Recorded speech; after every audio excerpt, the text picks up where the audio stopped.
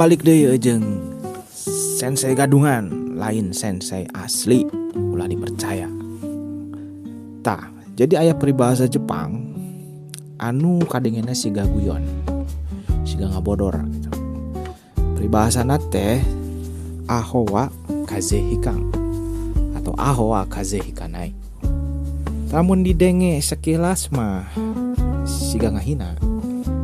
Sebab arti nate cenah nu bodo mah moal kungsi gering, nu bodo mah moal asup angin. Tapi dibalik guyonan dia aya omongan anu jadi naonnya mencerahkan. Tadina hirup sapopoe kan orang sok nempo dua rupa jalma. Aya nu saeutik-eutik hariwang. Tapi aya deui jalma anu siga teu boga beban.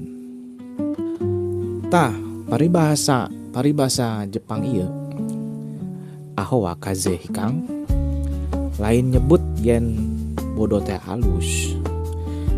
Lain nyebut oge anu mikir teh salah. Tapi nyentil hal anu sok teu karasa ku urang, sok teu sadar urang. Nyata pikiran oge bisa jadi berat pikeun awak. Jadi lamun cek orang Sunda mah nu loba mikiran mah gancang capek, nu loba mikir mah cenah. Eta teu kasar sih. Ngan nyebutkeun kanyataan anu sok dipendem.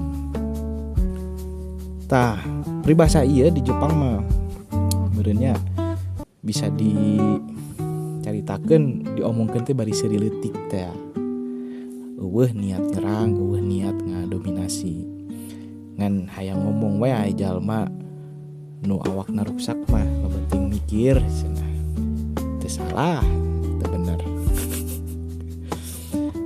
Tapi amun dipikir-pikir deui, ai mikir teh tanda kedewasaan.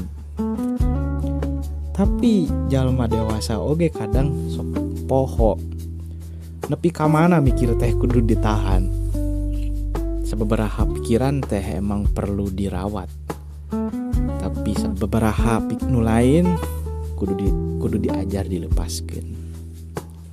Ulah sakabeh hal disimpen dina sirah. Sababaraha mah cukup we dihirupan. Sabab awak oge boga watesna. Sakitu wae ti kami mah. Assalamualaikum.